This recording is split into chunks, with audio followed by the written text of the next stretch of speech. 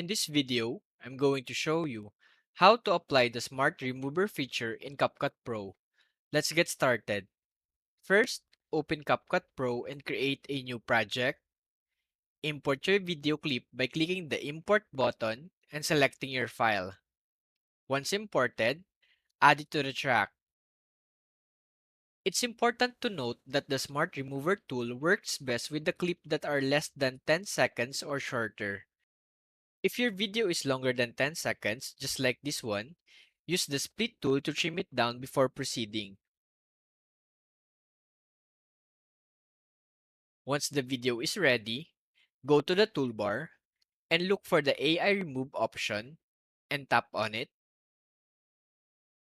To remove the unwanted object, you can use the Quick Brush tool to quickly highlight the area you want to erase.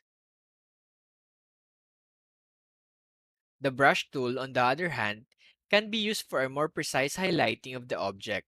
Adjust the brush size for precision using the size slider on the side.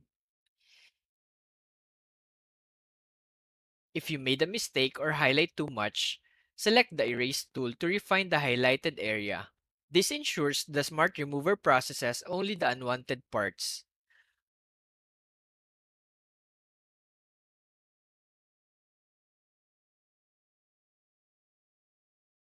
Once your selected is perfect, click the Remove button.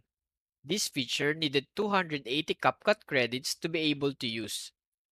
CapCut Pro will process and automatically remove the highlighted object or part of the video. Once the processing is complete, play back your video to see the result.